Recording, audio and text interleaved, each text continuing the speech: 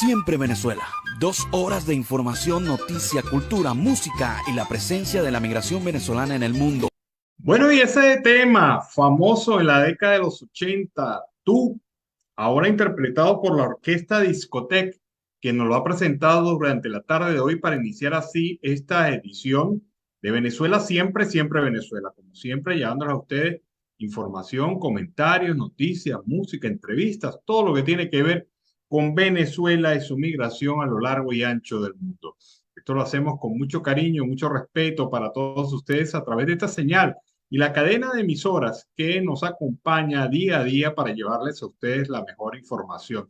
Además de nuestro Facebook Live, que siempre está abierto, llevándoles a este programa, Siempre Venezuela, como una plataforma comunicacional de los venezolanos y los migrantes venezolanos en el mundo. Esto no lo hago yo solo, esto lo hace un equipo que me acompaña en la producción. Está Vanessa Chacón.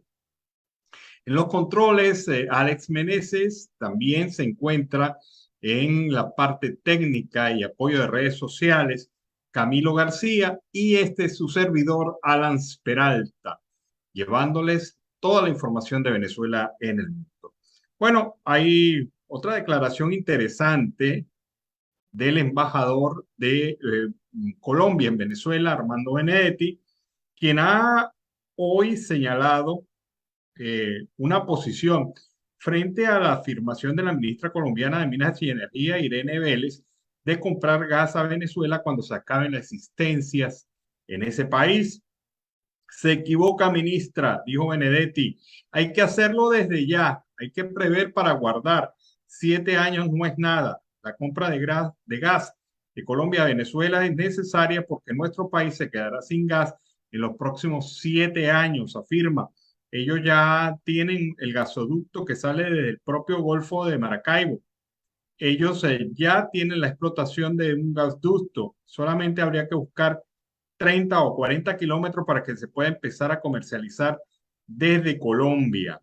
Esto es, según Armando Benedetti, una posición clara que remite la importancia estratégica que según Benedetti tiene Venezuela como proveedor de combustible y gas a Colombia. Habrá que ver qué debate genera esto, especialmente con el tema de la dependencia de un país que políticamente está bastante conflictuado como Venezuela y obviamente negociar con una dictadura criminal siempre deja un tufillo en el ambiente. Así que bueno, son cosas que Colombia debe pensar, debe reflexionar y sobre todo debe de alguna manera actuar porque allí pues se presentan bastantes circunstancias difíciles. O lo que es más claro, negociar con el régimen es demostrar un pragmatismo absoluto y frente a la realidad política de Venezuela, pues esto genera bastante, pero bastante rocha. Ahora hay detalles también de otra información importante. El presidente de Centros de Política Pública y FEDEC, Eduardo Fernández, el conocido Tigre Fernández, rechazó medirse en las elecciones primarias convocadas por la plataforma unitaria, pues prefiere que el candidato presidencial sea de consenso. Yo en esa guachafita de primaria no participo porque no es conveniente. Esto no va a ayudar a la unidad del país y lamentablemente creo que serán unos candidatitos peleándose con otros candidatos, acusándose de ladrones, inventándose la madre, dijo el propio Tigre. Ha señalado también que fue derrotado en una elección interna de COPEI en el 93 frente a Osvaldo Álvarez Paz y en el 98 frente a Irene Sáenz. Él consideró que las primarias dividirán aún más la oposición y favorecerán al régimen de facto de Nicolás Maduro. Decir que son para unir a la oposición, pero creo que será todo lo contrario. Creo que sirven para desunir más. Maduro está muerto de la risa viendo cómo están los distintos candidatos peleándose mientras él está esperando que terminen de pelearse y sabe que así prevalecerá con una votación pírrica, pero porque él sabe que no ganará. La abstención fue la que ganó en el 2018 y él quedó de segundo. Eso es lo mismo que podría pasar en el 2024. Bueno, polémicas también las declaraciones de Eduardo Fernández, pero el mecanismo de consenso en este momento no va a ser acreditado por la mayoría de la población opositora. Y esto debido a que la gente, especialmente aquellos venezolanos migrantes que se encuentran en el exterior, quieren votar por el candidato de su preferencia a la hora de elegir estas posiciones. Es difícil entender que estas cosas puedan estar pasando dentro de una oposición cuyo único objetivo debe ser la salida del régimen de facto del poder.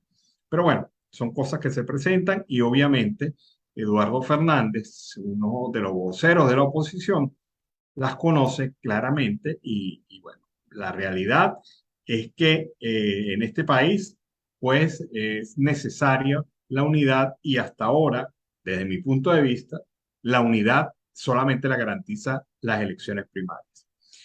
Ha habido fluctuaciones eléctricas en varios estados de Venezuela durante la tarde del día de hoy. Fluctuaciones a las 2:30 de la tarde, un bajón muy fuerte de energía eléctrica en los estados Aragua, Barinas, Carabobo, Distrito Capital, Lara, Miranda, Monagas, Portuguesa y Zulia. Esta situación pues se ha presentado durante la tarde y ha habido también otras fluctuaciones eléctricas en el resto del país. Es una situación de verdad a la cual ya nos tiene acostumbrado el régimen de facto por la mala, pésima administración del sistema eléctrico nacional, las pésimas condiciones en las cuales se encuentra y la falta de mantenimiento. Precisamente esta mañana, trabajadores del sector eléctrico también salieron a protestar y a indicar y ratificar esta situación. No se tiene mantenimiento. Es más, la única escuela que capacitaba los profesionales técnicos en esto de redes, pues fue eliminada, según denunciaron, y esto está también afectando la falta de recursos humanos, el proceso de recuperación del sistema eléctrico nacional. El partido Un Nuevo Tiempo, por otra parte, denunció que la operatividad del sector agroindustrial en Venezuela se mantiene estancada en un 30% de su capacidad instalada, debido principalmente a que se ha reducido dramáticamente el consumo de alimentos.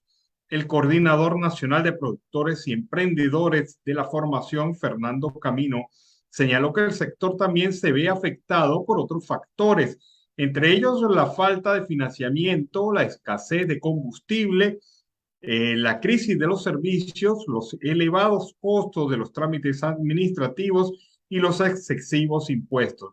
Esto configura, según Camino, un comportamiento negativo para el sector agroalimentario del país en los primeros 7 meses de año. Indicó que solo se reflejaron aumentos en el consumo de la avena, la harina de maíz, la pasta, la margarina, las sardinas, el atún y la mayonesa. Entre los meses de enero y julio del 2022, prosiguió la importación de materia prima agroindustrial y de productos manufacturados hasta en un 70%. Solamente desde los Estados Unidos se importaron 290.000 toneladas de maíz, 180.000 de aceite de soya, 31.000 de grano de soya. El conflicto bélico entre Rusia y Ucrania aún no ha impactado nuestras importaciones, pero podría afectarnos a partir de agosto de este año, de acuerdo con una reciente encuesta de coyuntura presentada por CONI Industria. El sector alimentos, bebidas y tabacos opera a 33% de su capacidad instalada. El estudio, que corresponde a la situación del sector en el segundo trimestre del año, muestra que los principales problemas que afectan a los empresarios son aún baja demanda nacional, los excesivos tributos fiscales y parafiscales, la falta de financiación y la precariedad de los servicios eléctricos, fundamentalmente agua, teléfono e internet. Es el informe entonces que presenta Un Nuevo Tiempo sobre esta materia, pero es significativo porque contradice totalmente las afirmaciones hechas por el presidente de facto de que este año era un año de grandes logros en materia del sector agroindustrial, pero por lo que vemos allí, nada más alejado de la verdad. Está ocurriendo entonces que Venezuela depende de la economía de puertos y fundamentalmente la producción se encuentra estancada por varios factores como los ya mencioné. Vámonos a la pausa comercial musical del momento y al regreso seguimos aquí en Venezuela siempre, siempre Venezuela. Bueno, el tema El que te quiere de Diomedes Díaz. Con ese tema iniciamos el segundo segmento de Venezuela siempre, siempre Venezuela en la tarde de hoy. Hay una nota interesante y es para que ustedes vean cómo son las cosas de la reciprocidad. Durante muchos años Venezuela fue el país receptor de una importante migración de Trinidad y Tobago. Y no conforme con eso, se ha ratificado durante la última semana una intención del régimen de facto de iniciar una ruta con ferry entre la isla de Trinidad y Tobago y el puerto de Wiria en Venezuela. Pues bien, eso suena bien, pero cuando leemos esto nos da molestia. Los niños venezolanos se enfrentan a muchos desafíos para ingresar al sistema escolar público en Trinidad y Tobago, pese a que el gobierno de dicho país otorgó protección legal a los migrantes desde hace más de 3 años. Al no poseer un estatus migratorio legal, los niños migrantes no pueden acceder a la educación pública en dicho país. El programa Equal Place, un esfuerzo conjunto de la Comisión de Derechos Humanos de las Naciones Unidas, NUR, la Agencia de la ONU para Refugiados, UNICEF y Living Water Community y Treaty Venezuela Solidarity Network han brindado educación a 1.177 niños de primaria y 485 jóvenes de secundaria. Esto de acuerdo a los datos publicados el 30 de junio de este año. El problema radica en este momento para los niños venezolanos en Trinidad y Tobago en que, según la cifra de ACNUR, para el 31 de julio había alrededor de 4.000 niños entre 5 y 17 años de edad solicitantes de refugio o asilo en Trinidad y Tobago, mientras que de acuerdo con la plataforma R4B, se estima que el número de menores de edad en ese país suba a los 6.900 y no hay alternativas para que estos niños venezolanos se integren al sistema educativo de Trinidad y Tobago. Son circunstancias entonces difíciles para la migración venezolana, especialmente en ese país. Habrá algún momento que hacer una evaluación sobre la situación ocurrida con los migrantes venezolanos en Trinidad y Tobago. Pero lo cierto del caso es que nuestros niños, los niños venezolanos, tienen dificultades para acceder a la educación pública en ese país. Vamos a escuchar unas declaraciones de la Asociación de Profesores de la Universidad Central de Venezuela en el marco de las protestas realizadas durante el día de hoy para exigir la derogatoria del instructivo ACNUR. Veamos. El TCJ de declarar improcedente el recurso de nulidad a la ABERU por un formalismo, señalando que el instructivo denominado técnicamente Sistema de Remuneraciones de las Contrataciones Colectivas, Tablas Salariales y Empresas Estratégicas, conocido por todos los trabajadores como NAFRE, es una mala señal para el país. Es destruir la institucionalidad y erosionar la justicia en nuestra nación. Efectivamente, desde el mes de marzo, toda la administración pública recibió recortes en los pagos de sus nóminas. Esos recortes fueron emanados como instrucciones directas del alto gobierno, por lo cual no hay posibilidad alguna de señalar que es inexistente. Y al mismo tiempo, al sancionar con multa a los rectores, efectivamente se trata de penalizar la demanda de justicia en nuestro país. Eso es muy grave porque más bien el Tribunal Supremo debería fortalecer la institucionalidad, no debilitarla. Cuando un ciudadano siente que hay déficit de justicia, lo lógico es que reclame ante los tribunales que sean restituidos sus derechos. En consecuencia, ante la carencia de institucionalidad, los trabajadores asumimos la posición de ejercer la soberanía nacional y ejercer nuestro poder como ciudadanos en las calles. Seguiremos demandándole a todos los poderes públicos la reinstitucionalización del país, la reinstitucionalización plena de nuestros derechos, como lo hemos hecho desde el mes de marzo, en las calles y en forma sistemática y nacional.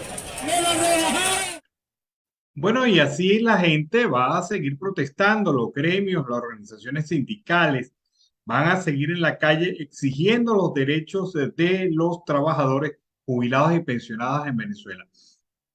Parece ser, por lo que pinta, que este mes de septiembre va a ser un mes caliente en la calle.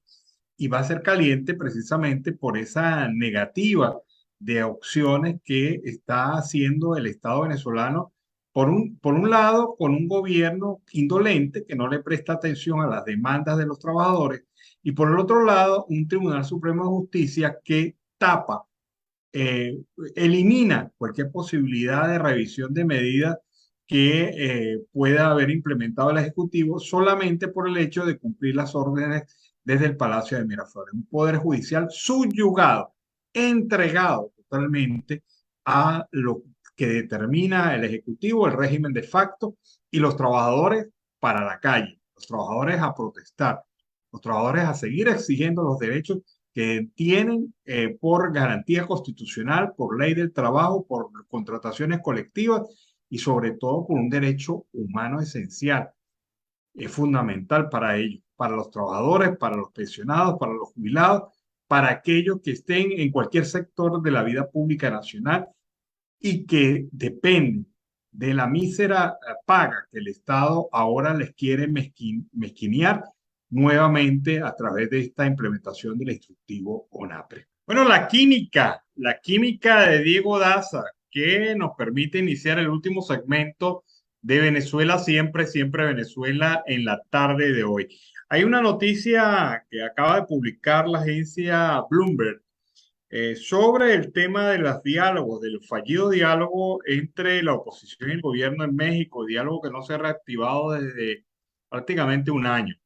Las delegaciones del chavismo y la oposición, dice el trabajo de Bloomberg, se mantienen arando el terreno para reanudar la mesa de diálogo instaurada en México que se suspendió en octubre debido a la extradición del testaferro de Nicolás Maduro, Alex Saab, a los Estados Unidos. De acuerdo a fuentes familiarizadas con las reuniones entre los jefes de ambas delegaciones, Jorge Rodríguez por el chavismo y Gerardo Blay por la plataforma unitaria, se ha mantenido el esfuerzo por retomar las conversaciones en México, que ha sido facilitada por Noruega pese a la petición de Nicolás Maduro de excluirle. 4 meses después, solo se ha avanzado, según una fuente consultada, en la inclusión de Camila Fabri Saab, esposa del empresario colombiano Alex Saab, como parte de la delegación oficial, marcando un simbolismo de su participación. Pues la señora Fabri tendrá muy poco que aportar en una reunión de este tipo. Las reuniones además han estado enfocadas en la búsqueda de soluciones y planteamientos de proyectos para la atención de la emergencia alimentaria y sanitaria, el mantenimiento del sector eléctrico y energético, dándole prioridad a las fallas de los servicios y la baja calidad de vida de los venezolanos. Aunque no hubo comentarios al respecto por parte de la fuente consultada por Bloomberg sobre la aeronave retenida en Argentina, se descartó que ello haya paralizado las reuniones privadas que hasta esta semana continuaban programándose. Una pausa por la supuesta salida del país de Jorge Rodríguez. Igualmente indicó que el levantamiento de las sanciones seguía siendo prioridad en el proceso de acuerdos que permitiría proceder a una instalación formal en México. La administración de los Estados Unidos habría referido un monto de los activos de Venezuela congelados, entre ellos una cifra cercana a los $500 millones como parte de los intereses del oro venezolano en Inglaterra. Otros 7.000 millones de dólares serían parte de la negociación dispuesta por Estados Unidos una vez que el chavismo accediera a retomar el proceso de México. O sea, se está moviendo la plata, se están moviendo los intereses políticos, se están moviendo los intereses diplomáticos, es decir, todo tratando de cuadrar las figuras de la reunión en México en las próximas semanas. Así que vamos a esperar qué pueda pasar allí en relación a este tema. Uno de los gremios más activos en las protestas sociales del día de hoy ha sido el gremio de los educadores, especialmente los educadores universitarios. La Federación de Asociaciones de Profesores Universitarios también estuvo presente en esta protesta cívica realizada en las diferentes calles de Venezuela durante gran parte del día de hoy.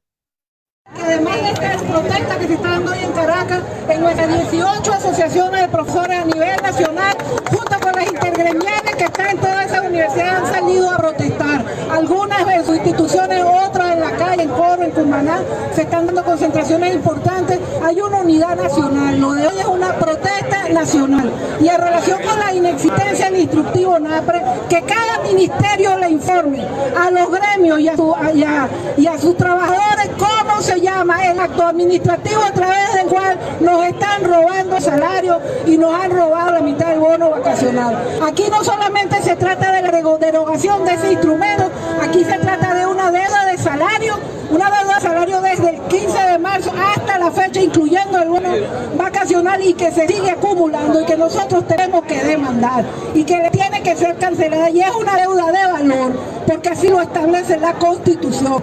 El salario es una deuda de valor. Interesante la propuesta de FAPUC. Va a exigir en cada ministerio que se informe sobre qué base, resolución o acto administrativo se ha tomado la decisión de disminuirle los ingresos a los trabajadores en todo el país.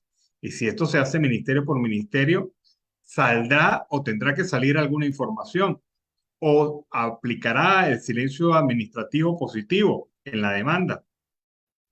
Y tendrá entonces la autoridad judicial que interpretar esto y actuar en consecuencia a raíz de una petición que seguramente formalizarán los gremios. Que se explique, si hay silencio administrativo, que se explique de dónde se están tomando las decisiones, sustentada en qué instrumento administrativo se están tomando las decisiones que vulneran los derechos de los trabajadores, eliminándole primas, reduciéndole primas, reduciéndole beneficios de la contratación colectiva, violando la irretroactividad de los beneficios salariales según la ley del trabajo. No, vamos a ver qué pasa después de todo esto, pero lo cierto del caso es que los trabajadores continuarán, juntamente con jubilados y pensionados, en las calles de Venezuela exigiendo su derecho. Con este reporte, pues, despedimos la edición del día de hoy. Ha sido un placer llevarles a ustedes este trabajo hecho en la producción por Vanessa Chacón, en los controles, Alex Meneses, también en la parte de redes sociales y apoyo técnico, Camilo García, y este servidor, Alan Peralta, como siempre, invitándolos a una nueva edición de Venezuela Siempre, Siempre Venezuela, en donde le llevaremos información, comentarios, noticias, música, entrevistas, todo lo que tiene que ver con Venezuela y su migración a lo largo y ancho del mundo. Nos despedimos hasta mañana. Que pasen una muy buena noche. Siempre Venezuela es un programa que te brinda las mejores noticias, comentarios, análisis, entrevistas y música. Información sin censura en la voz de los protagonistas. Todo un equipo de producción de primer nivel. Siempre Venezuela lo encontrarás en las radios de tu preferencia. O si no, visítanos en nuestras plataformas digitales. Siempre Venezuela Radio. En Instagram, Facebook y Twitter. De lunes a viernes le decimos lo que en Venezuela prohíben. Porque somos Venezuela Siempre, Siempre Venezuela.